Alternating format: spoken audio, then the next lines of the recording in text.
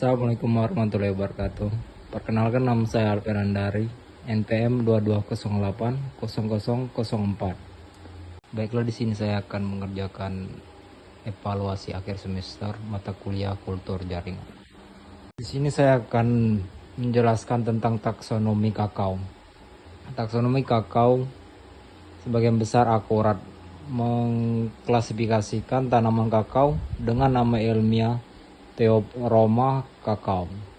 Taksonomi ini umum digunakan dan diversifikasi dalam literatur ilmiah.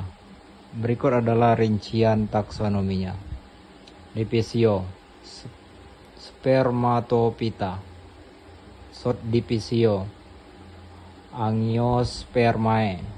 Kelas Dicotyledonanae. Familia Stercoliaceae. Meskipun sumber yang lebih modern sering mengklasifikasikannya dalam subfamili. Dari famili Malvaceae yang lebih luas seperti genus Theobroma dan spesiesnya Theobroma cacao.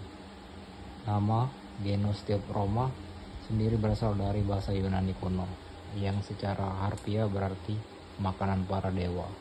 Sementara kakao adalah kata maya yang merujuk pada tanaman tersebut. Dan selanjutnya adalah gambaran umum akar. Tanaman kakao memiliki sistem akar tunggang. Selain akar tunggang, tanaman kakao juga memiliki banyak akar literal atau akar tersebut yang tumbuh di dekat permukaan tanah sekitar 30 cm. Yang berfungsi utama dalam penyerapan air dan nutrisi.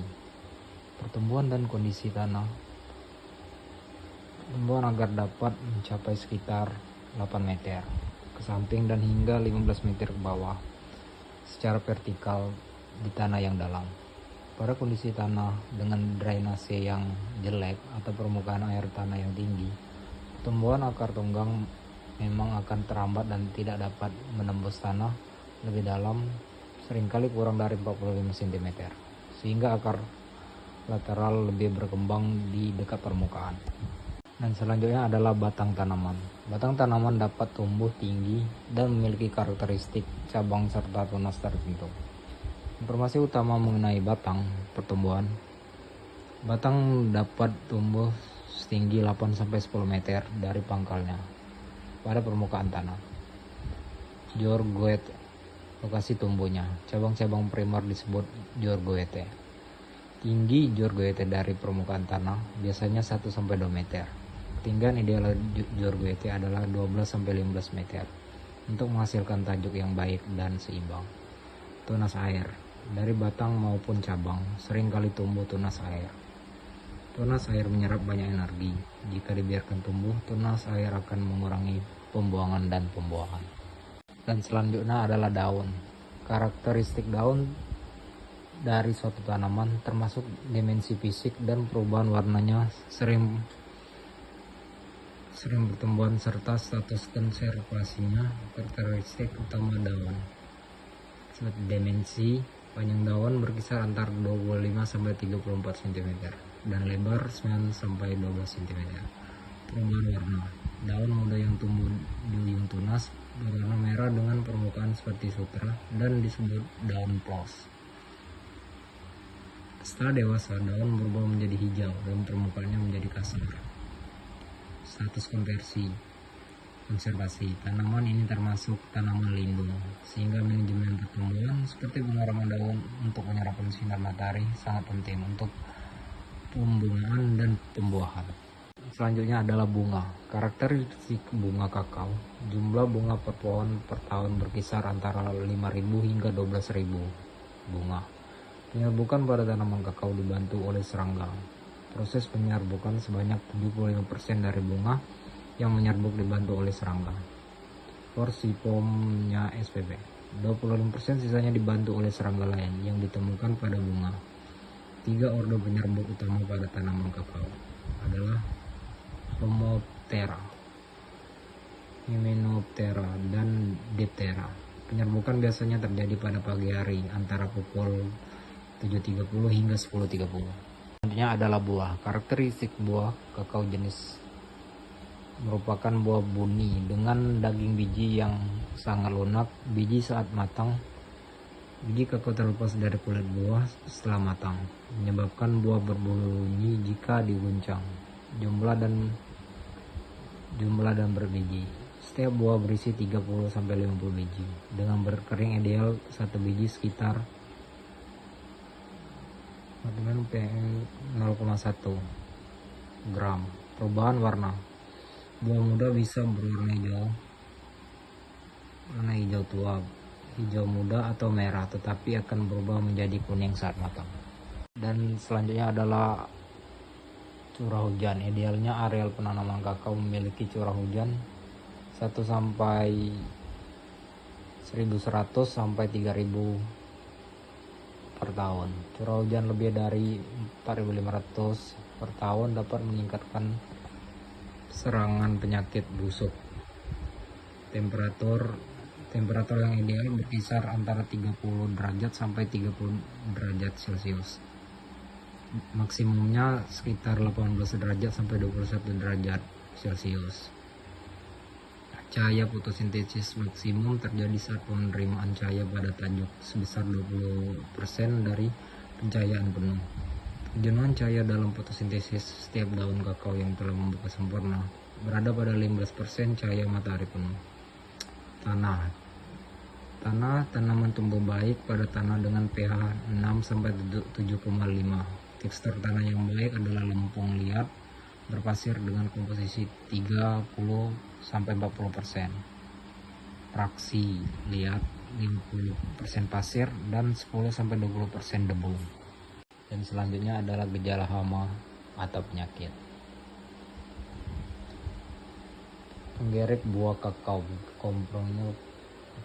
Saat buah dibelah, biji saling melekat dan berwarna kehitaman. Biji tidak berkembang, ukurannya menjadi lebih kecil dan keriput. Buah yang terserang jika digoyang tidak berbunyi karena adanya lendir dan kotoran dalam buah. Kulit buah seringkali menunjukkan pematangan prematur atau tidak merata dengan warna belang-belang. Kepik pengisap buah tampak bercak-bercak cekung berwarna coklat kehitaman dengan ukuran relatif kecil 2-3 mm. Letak bercak cenderung di ujung buah, namun juga bisa menyebar di permukaan buah. Serangan parah pada buah mudah dapat menyebabkan buah menjadi kering dan mati. Penyakit busuk buah terdapat bercak coklat kehitaman, biasanya dimulai dari ujung atau pangkal buah. Selanjutnya adalah 3 jenis utama buah kakao seperti Forastero, Criollo, dan Trinitario. Varietas ini memiliki perbedaan dalam penampilan fisik dan kualitas biji yang dihasilkan. Contohnya Forastero, varietas yang paling umum dibudidayakan, banyak tumbuh di sekitar sungai Amazon. Dan Criollo, varietas langka yang dikenal menghasilkan biji dengan mutu yang sangat baik, sering disebut coklat mulia. Dan Trinitario, hibrida alami dari Forastero dan Criollo, menggabungkan karakteristik dari kedua jenis tersebut. Dan penampilannya, ketiga jenis ini dapat dibedakan berdasarkan bentuk, tekstur, permukaan, dan warna buah saat matang. Ini adalah 8 negara penghasil kakao terbanyak di dunia. Data negara-negara penghasil biji kakao terbesar di dunia dalam ribuan ton metrik. Seperti Pantai Gading secara konsisten menjadi produsen terbesar meskipun perkiraan produksi per tahun 2003-2004 menunjukkan penurunan signifikan menjadi 1.800 ton dari 241.000 ton pada tahun sebelumnya. Ghana adalah produsen terbesar kedua dengan perkiraan produksi 580.000 ton untuk 2023 sampai 2024. Indonesia berada di peringkat ke-7 dalam daftar tersebut dengan perkiraan produksi 160.000 per ton untuk 2023-2024, turun sedikit dari 180.000 ton pada periode sebelumnya. Ekuador menunjukkan tren peningkatan produksi yang signifikan dengan perkiraan mencapai 430.000 ton pada 2023-2024. Selanjutnya adalah produksi biji kakao di Indonesia yang bersumber dari Badan Pusat Statistik. Tabel ini menyajikan data produksi biji kakao Indonesia dalam ton untuk dua periode waktu yang berbeda. Periode pertama mencakup tahun 2015 sampai 2018. Periode kedua mencakup tahun 2019 sampai 2023. Produksi tertinggi tercatat pada tahun 2018 dengan 767.280 ton. Sedangkan produksi terendah pada tahun 2017 dengan 585.246 ton. Selanjutnya adalah produksi biji kakao di Indonesia per kategori produsen. Data produksi biji kakao di Indonesia dari tahun 2003 hingga 2023 dikategorikan berdasarkan jenis produsen, perkebunan besar dan negara. Perkebunan besar swasta dan petani kecil dengan satuan ton. Bersumber dari Badan Pusat Statistik, Indonesia sendiri merupakan salah satu produsen kakao terbesar di dunia. Berikut adalah poin-poin penting dari data tersebut. Total produksi kakao berfluktuasi mencapai puncaknya pada tahun 2010 dengan 837.918 ton dan menurun menjadi 632.117 ton pada tahun 2023. Petani kecil secara konsisten mendominasi produksi kakao nasional, menyumbang lebih dari 90% total produksi setiap tahunnya. Produksi dari perkebunan besar, negara, dan swasta mengalami penurunan signifikan selama periode tersebut, terutama setelah tahun 2015. Pada tahun 2023, produksi dari petani kecil adalah 631.350 ton, sedangkan total produksi dari perkebunan besar, negara, dan swasta hanya 767 ton. Selanjutnya adalah sebaran luas perkebunan kakao di Indonesia. Perkebunan biji kakao di Indonesia dari tahun 2003 hingga 2003 dikategorikan berdasarkan jenis produsennya. Luas total perkebunan kakao mencapai puncaknya pada tahun 2015, yaitu sekitar 1.709.284 hektar. Perkebunan rakyat atau petani kecil mendominasi luas lahan secara signifikan di setiap tahun yang tercantum. Terdapat tren penurunan luas perkebunan besar, negara, dan swasta yang drastis selama periode tersebut. Luas total perkebunan kakao Indonesia pada tahun 2003 adalah 1.353.390 hektar. Selanjutnya adalah 5 provinsi penghasil biji kakao terbesar di Indonesia pada tahun 2023. Berdasarkan data Badan Pusat Statistik, Sulawesi Tengah memimpin produksi nasional dengan 125.919 ton, menyumbang 19,9% dari total produksi. 4 dari 5 provinsi teratas berada di Pulau Sulawesi, Sulawesi Tengah, Tenggara Selatan, dan Barat. Lampung menjadi satu-satunya provinsi di luar Sulawesi yang masuk dalam daftar 5 besar. Total produksi dari kelima provinsi ini mencapai sebagian besar produksi nasional. Itulah yang dapat saya sampaikan. Lebih dan kurang saya mohon maaf. Wabillahi taufiq wal hidayah. Wassalamualaikum warahmatullahi wabarakatuh.